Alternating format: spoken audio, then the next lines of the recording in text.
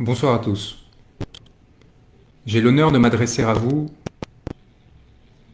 après un moment qui apparaît historique dans l'histoire du Sénégal et qui a amené un juge, seul, face à la toute-puissance de l'État et du gouvernement, à réinstaurer dans ses droits le principal opposant politique, Ousmane Sonko, et lui permettre de se réinscrire sur les listes électorales et ce faisant, de devenir candidat à la candidature pour l'élection présidentielle de février 2024.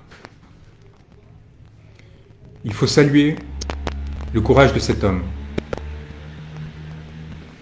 face aux provocations, aux mesures d'intimidation mises en œuvre par le représentant de l'État sénégalais au sein du tribunal de Ziguinchor, qui dans son désespoir est allé jusqu'à couper l'électricité pour l'empêcher de rendre sa décision, finalement lue à la lampe torche, après que d'innombrables incidents aient été provoqués par l'agent judiciaire de l'État. Cet homme donc a tenu bon. Cet homme qui avait été exilé par le pouvoir, parce qu'il croyait au droit, dans ce qui était considéré comme les confins du Sénégal, et qui, rompant avec ces circonstances, a réussi à les renverser et devenir la bête noire du Sénégal, du pouvoir sénégalais, en se mettant au service du peuple sénégalais. Chers amis, il faut que vous sachiez que nous ne pouvons pas nous reposer sur cet acte individuel héroïque et que le système auquel nous faisons face tremble et s'inquiète de son devenir. Il se trouve en effet à une échéance, à une seule échéance de sa fin. Cette échéance, c'est la décision que la Cour suprême prendra dans le but, ou non, de confirmer cette décision et de permettre à Ousmane Sonko de se présenter aux élections.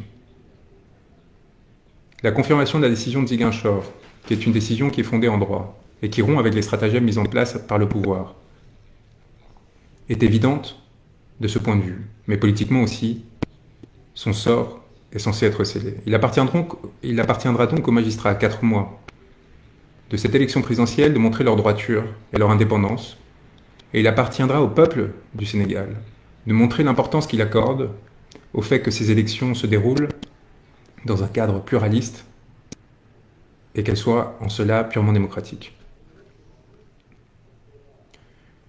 Nous avons l'opportunité de rompre avec un cycle qui, commencé en mars 2021, a vu la violence devenir un instrument du politique et de domination de la part du pouvoir. Nous avons l'opportunité de mettre fin à ces cercles d'impunité qui ont fait du Sénégal un pays autrefois respecté pour la grandeur de ses principes et de son état de droit, l'une des principales sources de critiques par les organisations internationales.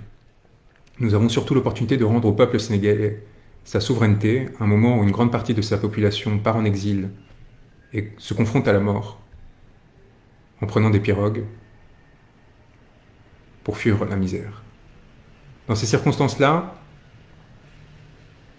le choix appartient à l'État sénégalais, qui peut renoncer au pourvoi qu'il a annoncé, qui peut accepter l'application du droit, la restauration de l'état de droit, et laisser M. Ousmane Sonko se présenter librement. Il peut prendre le chemin de la réconciliation. Il peut prendre le chemin du pardon et de l'acceptation d'une évidence, la nécessité de se défaire du pouvoir, d'accepter la souveraineté du peuple sénégalais, son application et son expression. Mes confrères ont été extraordinairement courageux.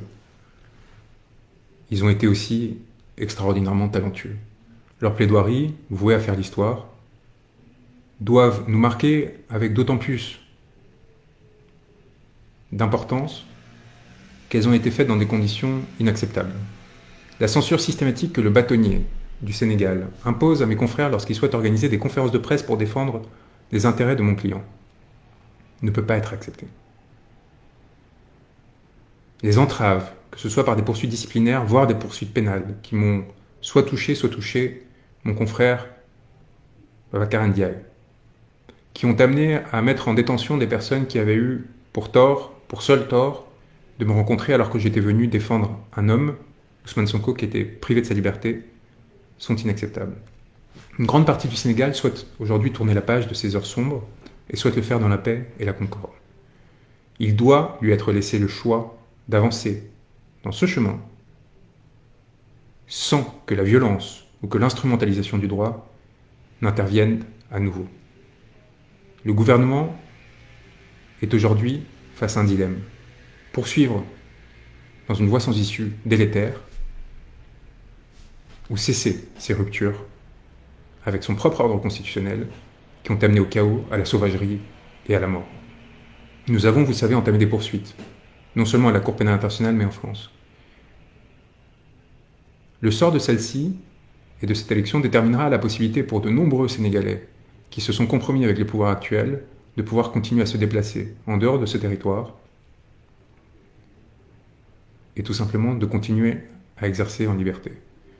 Nous appelons donc le gouvernement sénégalais à la responsabilité, non seulement pour le peuple sénégalais, mais aussi pour tous ceux qui se sont compromis dans cette période et qui risquent de lourdes conséquences si la situation se prolonge.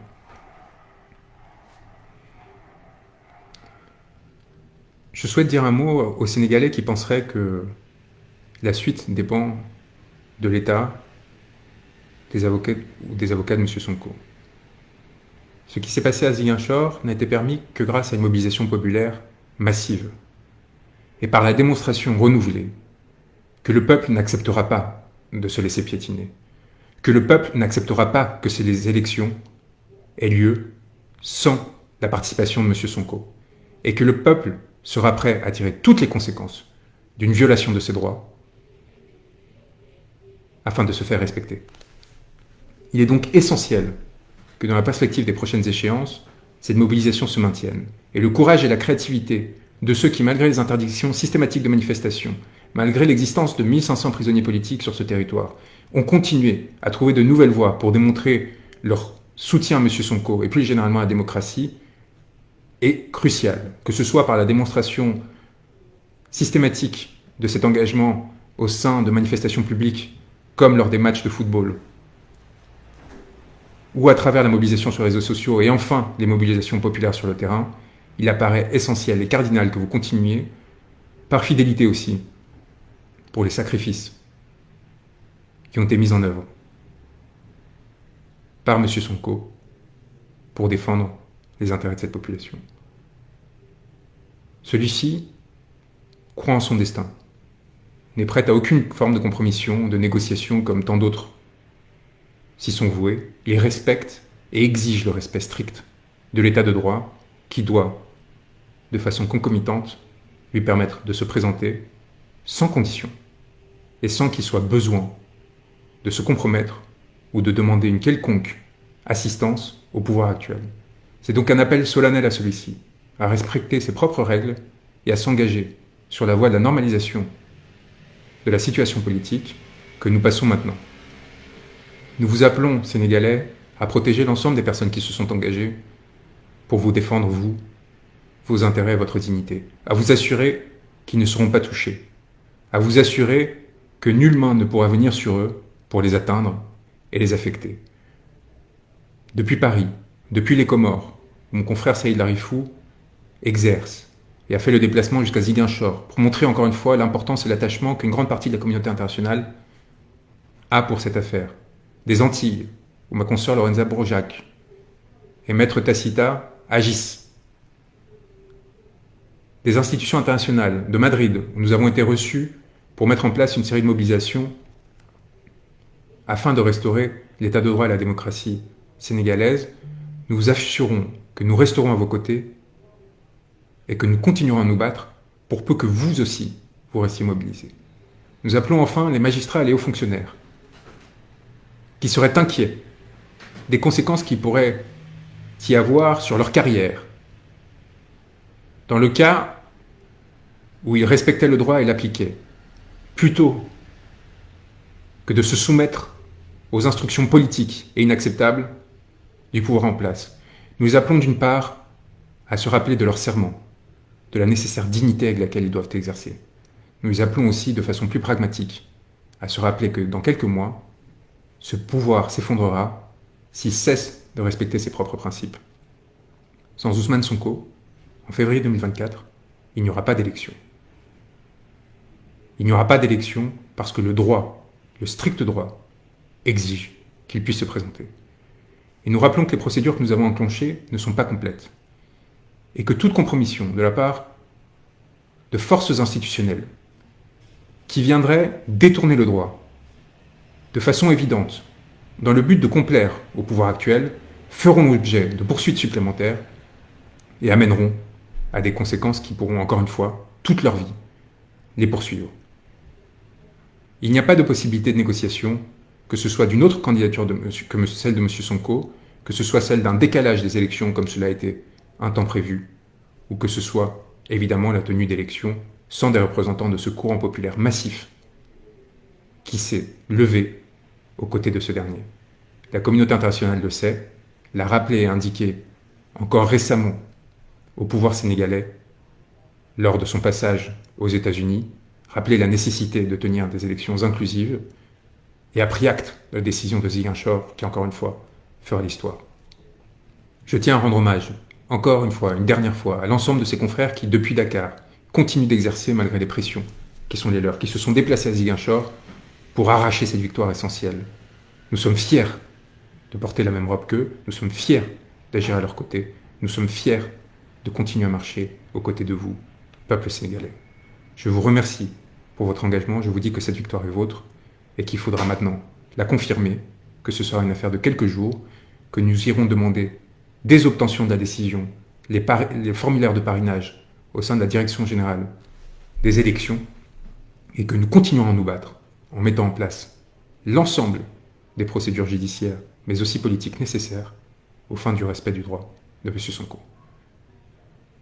De pensées extraordinaires vous sont adressées et un rappel tout aussi important, l'exemple que vous nous avez donné à partir du mois de mars 2021, à nous tous, qui sur le reste de la planète cherchons à notre mesure à lutter pour la dignité humaine et pour la possibilité pour les peuples de respecter et de faire respecter leur souveraineté, est une leçon qui ne sera pas oubliée.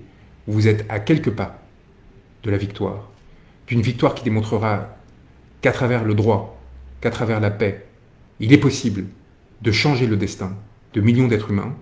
Nous vous engageons à ne rien lâcher.